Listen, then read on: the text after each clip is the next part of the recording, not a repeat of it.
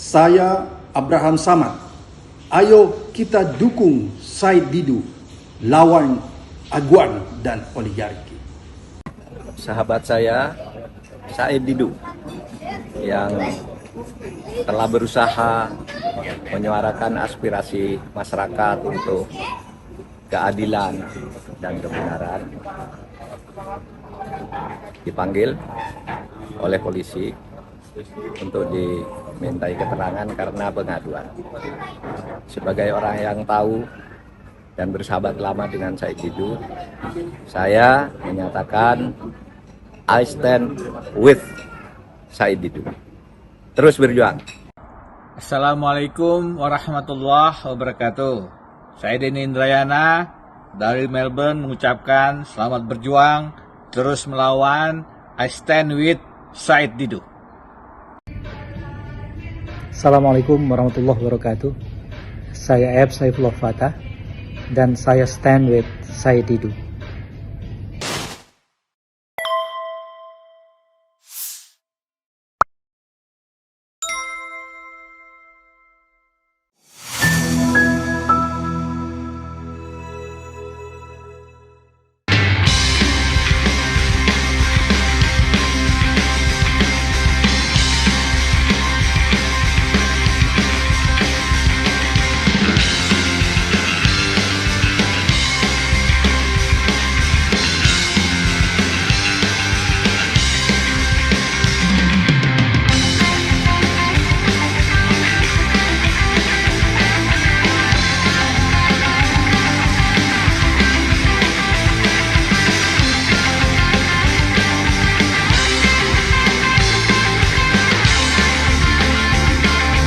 Bismillahirrahmanirrahim. Ya. Bismillahirrahmanirrahim. Pernyataan bersama advokat, tokoh dan ulama nasional tentang lawan kriminalisasi terhadap Said Didu. Bersama rakyat kami ambil alih advokasi melawan aguan sang oligarki properti PIK 2. Sebagaimana dikabarkan media, Muhammad Said Didu akan kembali diperiksa oleh penyidik Polres Kabupaten Tangerang di Tiga Raksa pada hari Selasa tanggal 19 November 2024 sehubungan dengan aktivitasnya menggunakan hak konstitusional untuk berpendapat di muka umum sebagai bentuk advokasi publik atas terjadinya kasus perampasan tanah rakyat berdalih proyek strategis nasional yang terjadi di Pantai Indah Kapuk 2. Berkenaan dengan hal itu, kami advokat, ulama dan tokoh nasional menyampaikan sikap dan pandangan hukum sebagai berikut. Pertama, proyek strategis nasional adalah proyek dan atau program yang dilaksanakan oleh instansi pemerintah dan atau badan usaha yang memiliki sifat strategis untuk peningkatan pertumbuhan dan pemerataan pembangunan dalam rangka meningkatkan kesejahteraan masyarakat dan pengembangan daerah. Pantai Indah Kapuk 2 tidak memenuhi kualifikasi sebagai proyek strategis nasional karena tidak bertujuan untuk meningkatkan pertumbuhan dan pemerataan pembangunan dalam rangka meningkatkan kesejahteraan masyarakat dan pembangunan daerah. Proyek PIK 2 tidak ada hubungannya dengan upaya peningkatan kesejahteraan masyarakat dan pembangunan daerah, melainkan hanya proyek oligarki properti yang bertujuan menciptakan lahan bisnis untuk membangun properti demi tujuan keuntungan atau laba korporasi yang hanya meningkatkan keuntungan bagi para pemegang saham. Kedua, rakyat yang terdampak proyek PIK 2 tidak akan mendapatkan keuntungan karena bukan pemegang saham. Sebaliknya, rakyat terdampak dirugikan karena dipaksa menyerahkan lahannya dengan dalih dibebaskan untuk kepentingan umum. Kerugian yang dialami rakyat meliputi kerugian finansial, kerugian sosial hingga kerugian spiritual.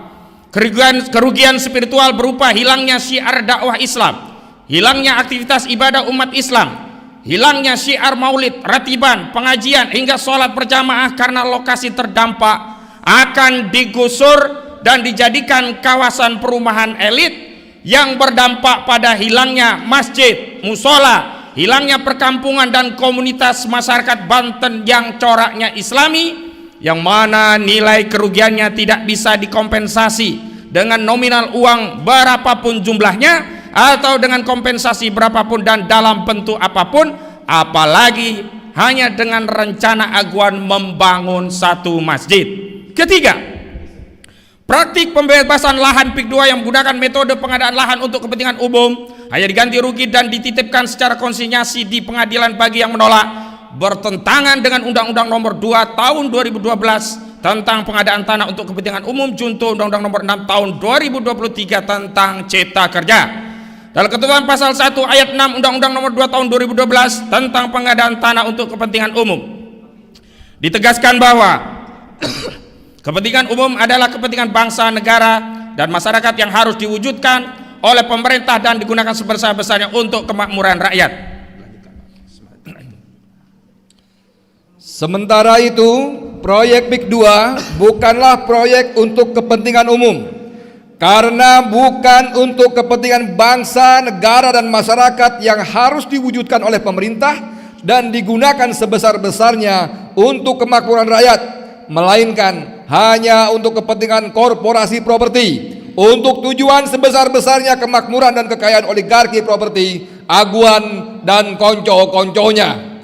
Alhasil, proyek PIK 2 tidak boleh dilabeli PSN. Lalu cara membebaskan lahannya menggunakan ketentuan Undang-Undang Nomor 2 Tahun 2012 tentang pengadaan tanah untuk kepentingan umum, yang langsung mengambil tanah rakyat tanpa negosiasi dengan dalih untuk kepentingan umum. PIK 2 murni proyek swasta, tidak ada kaitannya dengan kepentingan negara, sehingga status PSN yang diberikan negara harus dicabut karena bertentangan dengan undang-undang. Ketiga, kerugian yang dialami negara berupa munculnya entitas negara dalam negara, berupa kawasan perumahan eksklusif, dan berkurangnya potensi pendapatan negara dari sektor PPH dan BPHTB dalam peralihan hak atas tanah karena dampak status PSN proyek PIK 2 adalah salah satu pelanggaran hukum yang terkategori korupsi dengan menyalahgunakan wewenang atau melakukan perbuatan melawan hukum yang menguntungkan diri sendiri, orang lain, atau korporasi yang dapat menimbulkan kerugian keuangan negara, sehingga wajib diproses secara hukum oleh institusi berwenang dengan ketentuan-ketentuan dan atau pasal 2 atau pasal 3 Undang-Undang Nomor 31 Tahun 1999 junto Undang-Undang Nomor 20 Tahun 2001 tentang tindak pidana korupsi. Keempat, Saudara Muhammad Saididu dalam kasus ini hanyalah seorang warga negara yang sedang menjalankan aktivitas menyampaikan pendapat di muka umum yang merupakan hak konstitusional yang dijamin oleh pasal 28 Undang-Undang Dasar 1945. Kelima, Saudara Said Muhammad Saididu dalam perspektif akidah Islam sedang menjalankan ibadah sesuai keyakinan agama Islam berupa aktivitas ibadah dalam bentuk dakwah amar ma'ruf nahi mungkar yang juga merupakan hak konstitusional yang diatur dalam pasal 29 Undang-Undang Dasar 1945. Keenam, karena itu dengan dalih dan alasan apapun Saudara Muhammad Saididu tidak dapat dipersoalkan secara hukum karena sedang menjalankan hak konstitusional yang dijamin oleh konstitusi negara, sehingga segala tindakan yang mempersoalkan aktivitas berpendapat dan menjalankan kewajiban dakwah amar ma'ruf nahi mungkar dapat dikategorikan sebagai tindakan kriminalisasi. Ketujuh, kami menolak upaya kriminalisasi terhadap Saudara Muhammad Saididu.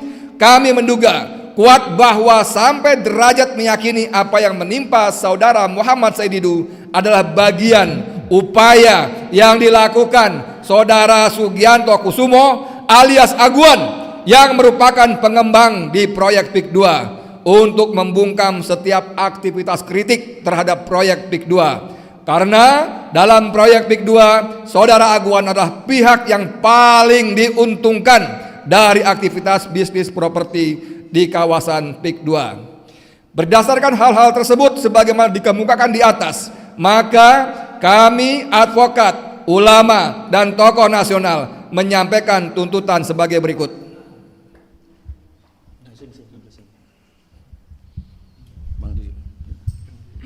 Pak Narko, nah tuntutan Pak Narko. Iya, Pak Narko. Tuntutan. Yang tuntutan Pak Narko. Aku dapat. Satu, kami menuntut kepada pemerintah CQ Presiden Prabowo Subianto untuk segera membatalkan status PSN pada proyek PIK 2 dan mengembalikan kedaulatan tanah seluruh rakyat Indonesia.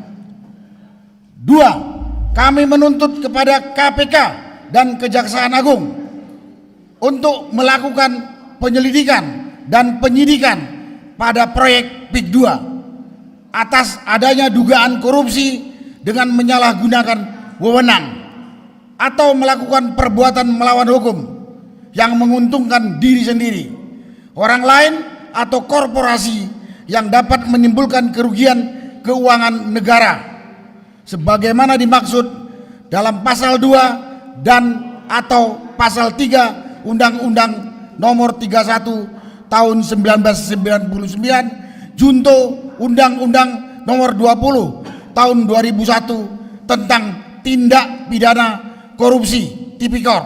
3. Kami menuntut agar Kepala Kepolisian Negara Republik Indonesia CQ Polres Kabupaten Tangerang untuk segera mengakhiri kriminalisasi terhadap saudara Muhammad Said Didu. Takbir! Allahu Akbar! 4. Kami bersama segenap elemen rakyat menyatakan mengambil alih dan terlibat langsung dalam advokasi perampasan tanah rakyat di proyek PIK 2 sekaligus menyeru kepada segenap rakyat untuk melawan entitas negara dalam negara yang sedang mengangkangi negeri ini. Demikian pernyataan ini dan tuntutan disampaikan. Jakarta 17 Desember 2024. November 17 November. Jakarta 17 November 2024. Takbir! Allahu Akbar! Takbir! Allahu Akbar! Takbir! Allahu Akbar. Merdeka! Merdeka. Oke, Pak Joko, terima kasih. Silakan. Yang salah tadi Nanti dihapus. diedit-edit kan gampang itu. Oh iya. Udah selesai, kita bisa podcast lanjut. Kalau bisa sore dulu. Pak Narko, Bang Marwan. Siap. Ini podcast terpisah sama partai kita. Boleh. Soalnya partainya masih luas. Oh ya gitu. Aku sholat dulu ya, belum sholat. Oke, silakan.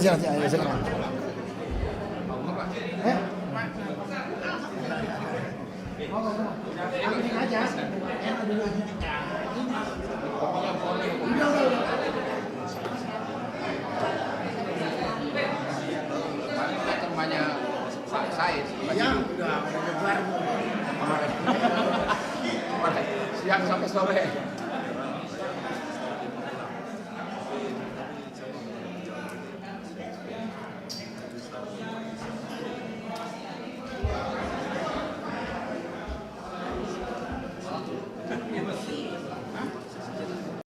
Sahabat saya Said Didu yang telah berusaha menyuarakan aspirasi masyarakat untuk keadilan dan kebenaran dipanggil oleh polisi untuk dimintai keterangan karena pengaduan. Sebagai orang yang tahu dan bersahabat lama dengan Said Didu, saya menyatakan I stand with Said Didu. Terus saya Adi Masardi, koordinator Gerakan Indonesia Bersih, berjuang bersama Said Didu, stand with Said Didu, melawan oligarki para pengembang yang durhaka. Saudara sekalian, saya Adi Mulyadi. Selasa tanggal 19 November 2024, Muhammad Said Didu akan menjalani pemeriksaan polisi di Polresta Tangerang, Kabupaten Tiga Raksa. Dan dia dipanggil untuk kedua kalinya karena sikap istiqomahnya dalam membela rakyat Banten dari penggusuran dan perampasan tanah secara paksa oleh pengembang Pantai Indah Kapuk 2, PIK 2. Said Didu secara konsisten terus menyuarakan keadilan. Kita kawal, kita bersama dia, jangan biarkan dia berjuang sendirian. Jangan biarkan orang baik berjuang sendirian, jangan biarkan dia menjadi korban keserakahan oligarki. Bantu. Said Didu. Bela Said Didu. Saya Edi Mulyadi bersama Said Didu. Nasrun minallah wa fatun qarib wa basyiril mu'minin. Assalamualaikum warahmatullahi wabarakatuh. Saya Abraham Samad. Ayo kita dukung Said Didu, lawan aguan dan oligarki. Assalamualaikum warahmatullahi wabarakatuh. Saya Denny Indrayana dari Melbourne mengucapkan selamat berjuang, terus melawan. I stand with Said Didu. Assalamualaikum warahmatullahi wabarakatuh. Saya Yusuf Muhammad Martak, selaku Ketua Umum Gerakan Nasional Pengawal Fatwa Ulama, menyatakan berada bersama Said Didu karena Said Didu bukan hanya manusia merdeka, tapi Said Didu adalah pejuang yang lebih mulia daripada aparat, daripada pejabat, daripada perwakilan rakyat di parlemen yang tidak bersuara apapun untuk membela rakyat, bangsa, dan negara. Lanjutkan Said Didu, insya Allah perjuanganmu akan dimenangkan oleh Allah Subhanahu wa Ta'ala karena engkau telah berbuat yang terbaik. Lanjut. Allahu Akbar.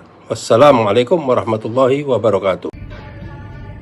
Assalamualaikum warahmatullahi wabarakatuh. Saya F. Saifullah Fatah dan saya stand with Said Didu. Saya Saifullah Tony, Sekretaris Jenderal Pimpinan Pusat Aliansi Gerakan Reforma Agraria, mewakili seluruh kolektif Pimpinan Pusat Aliansi Gerakan Reforma Agraria, berdiri berjuang bersama Bapak Muhammad Said Didu. Upaya kriminalisasi terhadap Bapak Muhammad Said Didu adalah upaya pembungkaman hak demokratis rakyat. Oleh sebabnya harus dilawan bersama-sama oleh seluruh gerakan rakyat Indonesia. Panjang umur, solidaritas. Assalamualaikum warahmatullahi wabarakatuh. I stand and stay with Said Didu. Allahu Akbar, merdeka. Yang dilakukan oleh Said Didu adalah upaya warga negara untuk membela hak-hak rakyat yang lain, dan saya kira itu dijamin oleh Konstitusi Undang-Undang 45 seperti pada pasal 28 ayat 3. Dan saya bersama orang-orang yang punya kepedulian buat membela rakyat. Saya kira Said Didu ada berada di posisi itu. Assalamualaikum warahmatullahi wabarakatuh. We stand with Mr. Said Didu. Allahu Akbar. Tegakkan keadilan, lawan kezaliman. Wassalamualaikum warahmatullahi wabarakatuh. Saya Lukas Luarso. I stand with Said Didu. Keep fighting. Bismillahirrahmanirrahim. Assalamualaikum warahmatullahi wabarakatuh. Saya Bunda Mary dari Lampung.